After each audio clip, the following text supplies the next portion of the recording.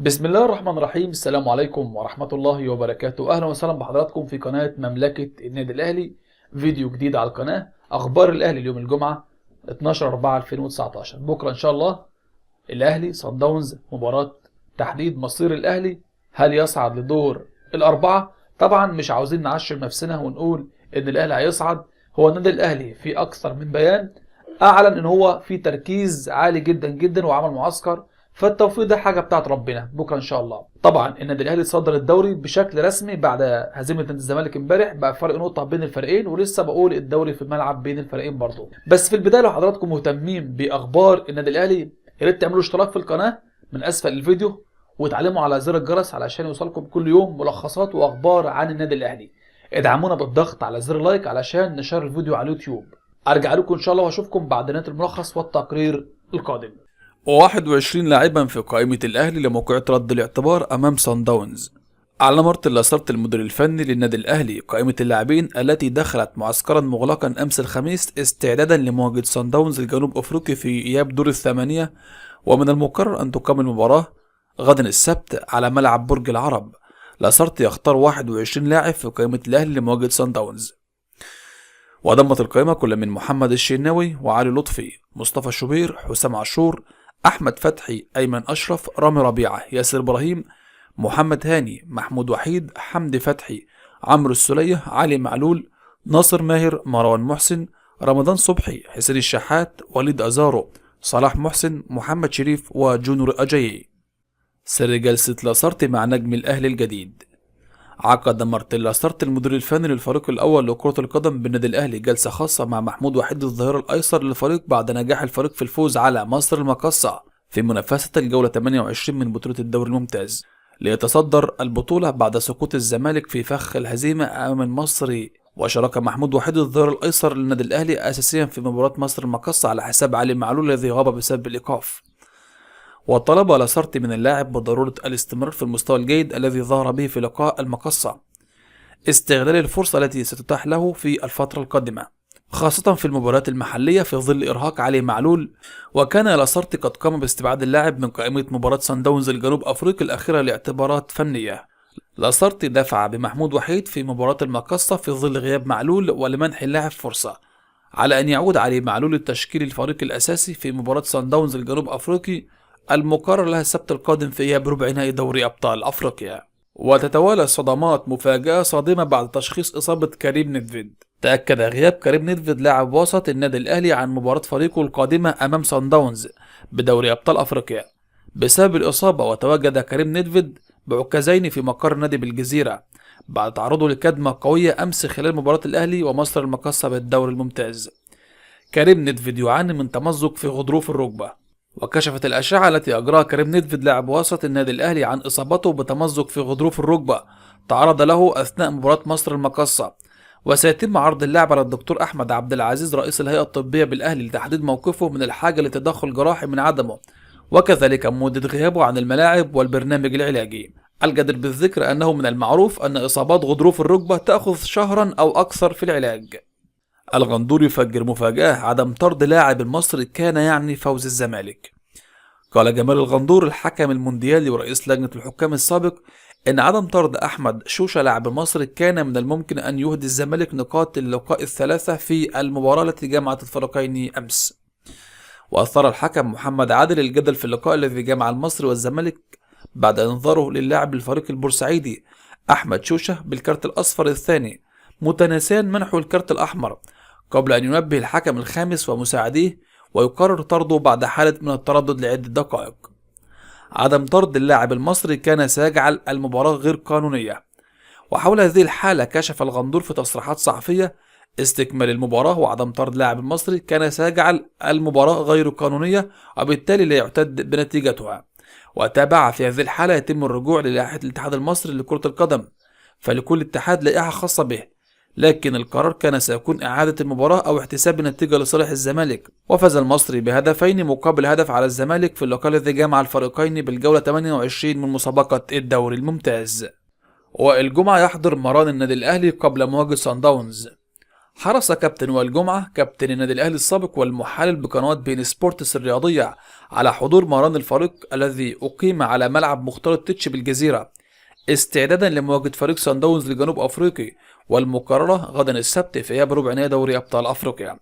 وحضر كابتن وائل جمعة المران لمؤازرة ومساندة لاعبي الفريق الأول قبل الموقعة الحاسمة غدا السبت لضرورة تحقيق الفوز ورد الاعتبار بعد الخسارة الكبيرة التي تعرض لها الفريق في موقعة الذهاب. حسام عاشور يشارك في المران. شارك حسام عاشور لاعب وسط النادي الأهلي في تدريبات الكرة على هامش مران الفريق الأحمر أمس الخميس والذي أقيم على استاد التتش.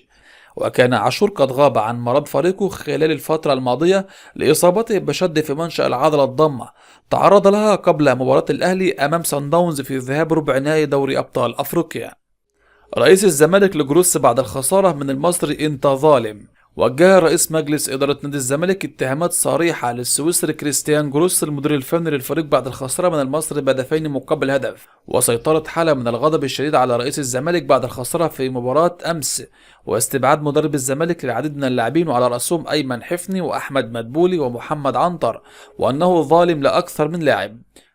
وسقط نادي الزمالك أمام نظيره فريق المصري البورسعيدي في المباراة التي أقيمت بينهما أمس الخميس في إطار الجولة 28 من الدوري الممتاز. وخسر الزمالك أمام المصري بهدفين مقابل هدف وسجل للمصري كل من اسلام أبو سليمة في الدقيقة 40 وأوستن أموتو في الدقيقة 57 بينما أحرز محمود علاء هدف الزمالك في الدقيقة 90. وبهذه النتيجة يرفع المصري رصيده من النقاط إلى 45 نقطة في المركز الرابع بينما يفقد الزمالك صدارة ترتيب الدوري بعدما توقف رصيده عند 57 نقطة وبفارق نقطة عن النادي الأهلي المتصدر ب 58 نقطة. الأهلي يرفع شعار لا يوجد مستحيل أمام صن داونز. سيد عبد الحفيظ مدير الكرة بالنادي الأهلي أكد أنه لا صوت يعلو فوق صوت صن داونز الجنوب أفريقي المقرر لها السبت في إياب الدور ربع النهائي لدوري أبطال أفريقيا. وأضاف نخوض مباراة العودة أمام صن داونز باسمنا وتاريخنا ومواقفنا التي يعرفها الجميع ستكون أمام أعيننا وبالطبع ستكون مهمة صعبة للغاية ولكننا قادرون على تحقيق المطلوب فيها. وأوضح عبد الحفيظ أن الأهلي فريق كبير ويمتلك اسما وتاريخا كبير في كرة القدم ومن ثم سنتعامل مع مباراة السبت أمام صن داونز على هذا الأساس مشددا على أنها في النهاية مباراة كرة قدم 90 دقيقة نسعى فيها لتحقيق أهدافنا. وأشار عبد الحفيظ إلى أن هناك تركيز شديد من جانب اللاعبين في مباراة صن داونز التي بدأ التفكير فيها بشكل جاد وكامل عقب الانتهاء مباشرة من مباراة مصر المقاصة مؤكدا الأمور تسير بشكل جيد وأن هناك رغبة قوية لتحويل وترجمة دوافعنا ورغبتنا في الهدف المنشود على أرض الواقع رغم الظروف الصعبة المحيطة باللقاء. وأوضح أن الجهاز الفني بقيادة مارتن لاسارتي يسعى للتركيز على الجانب النفسي والمعنوي قبل مواجهة السبت من أجل تجهيز اللاعبين والوصول بهم إلى أعلى معدلات الجاهزية الكاملة. وتم عبد الحفيظ نبدأ اليوم معسكرنا استعدادا لمواجهة صن داونز ولدينا إصرار كبير على الخروج بشكل مميز يتناسب مع اسم وتاريخ وقيمة النادي الأهلي. مدرب الزمالك يعتدي على حكم مباراة المصري وإيهاب جلال يتدخل. وجه أمير عزم مجاهد مدرب الزمالك وابلا من الألفاظ الخارجة لحكم مباراة فريقه أمام المصري في الدوري الممتاز الذي خسرها الزمالك أمس وهو ما أثار غضب أمير عزم الذي قام بسب حكم اللقاء محمد عادل بألفاظ خارجة بالإضافة لتوجيه السباب لوالدة الحكم. إيهاب جلال يتدخل لمنع تعدي أمير عزم على الحكم. بدوره تدخل إيهاب جلال المدير الفني لفريق المصري وقام بمنع مدرب الزمالك من التعدي على الحكم. تبادل اتهامات في غرفة خلع ملابس الزمالك. تعالت الأصوات داخل غرف ملابس الزمالك بين لاعبي الفريق والجهاز الفني عقب انتهاء مباراة الفريق أمام المصري البورسعيدي مساء الخميس في الجولة 28 للدوري. وحرص الجهاز المعاون لجروس على تعنيف أكثر من لاعب وتوجيه الاتهامات لهم بالتقصير خلال مجريات المباراة.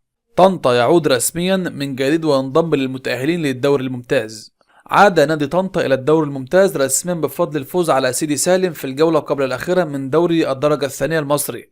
وفاز طنطا على سيدي سالم بهدفين مقابل لا شيء ضمن مباراة الجولة 25 من دوري الدرجة الثانية المصري. وتقدم طنطا بالهدف الأول في الدقيقة 20 عن طريق إسماعيل باما لينتهي الشوط الأول بتقدم ممثل الغربية بهدف. وفي شوط المباراة الثاني أضاف حسام غالي هدفا ثانيا في الدقيقة 60 لينتهي اللقاء بفوز طنطا بهدفين مقابل لا شيء. طنطا يتصدر مجموعته الثالثة برصيد 94 نقطة. فوز طنطا رفع رصيده لنقطة 94 في صدارة المجموعة الثالثة ليضمن الصدارة والتأهل قبل جولة من نهاية المسابقة. ويعد الصعود هو ال15 لأبناء السيد البدوي إلى الدوري الممتاز في تاريخهم. كان أسوان قد تأهل أيضا خلال الجولة الماضية إلى الدوري الممتاز، فيما يبقى الصراع بين الترسانة ونادي مصر على البطاقة الثالثة عن المجموعة الثانية. الكاف يكشف طريقة تصنيف منتخبات كأس أفريقيا قبل القرعة. أعلن الاتحاد الأفريقي لكرة القدم كاف عن الطريقة التي اتبعها في تصنيف المنتخبات التي ستشارك في كأس الأفريقية بمصر، وذلك قبل إجراء قرعة البطولة غدا الجمعة تحت سفح الأهرامات بالقاهرة. وتنطلق بطولة كأس أفريقيا على الملاعب المصرية خلال الفترة من 22 يونيو حتى 20 يوليو، وتضم 24 منتخبا لأول مرة في التاريخ. تفضيل خاص لمنتخب مصر والكاميرون. وأصدر الاتحاد الأفريقي بيانا عبر موقعه الرسمي قال فيه إنه اعتمد على تصنيف المنتخبات الصادر من الاتحاد الدولي لكرة القدم فيفا مع تفضيل لمنتخبي مصر والكاميرون، على اعتبار أن مصر البلد المنظم والكاميرون هي حاملي اللقب في 2017. وأضاف بيان الكاف أنه وفقا للمادة 73 من لائحة المسابقات بالكاف التي تنص على وضع الدولة المضيفة على رأس المجموعة الأولى وحامل اللقب على رأس إحدى المجموعات. وكانت اللجنة الفنية بالاتحاد الأفريقي قد قدمت اقتراحا للمكتب التنفيذي لتصنيف اعتمادا على نتائج المنتخبات في آخر 3 بطولات أفريقيا وتصنيفها، وهو ما رفضه المكتب التنفيذي. وبعد هذا التصنيف الذي اعتمده الكاف فقد تم تصعيد المغرب ونيجيريا للمستوى الأول، وهبوط غانا وكوت ديفوار للمستوى الثاني. وكشف كاف أن المستوى الأول ضم مصر بصفتها الدولة المنظمة، والكاميرون كونها حاملة اللقب، ولجأ إلى تصنيف الاتحاد الدولي لترتيب باقي المنتخبات، ويتأهل أول وثاني كل مجموعة بجانب أفضل 4 منتخبات تحتل المركز الثالث إلى الدور ال16 في نظام يطبق لأول مرة في البطولات الأفريقية. وكالعادة متابعينا الكرام معنات الفيديو ما تنساش تعمل لايك للفيديو، يا ريت تشيره على اليوتيوب. أشوفكم بكرة إن شاء الله مع ملخصات جديدة لأخبار النادي الأهلي. شكرا لكم والسلام عليكم ورحمة الله وبركاته.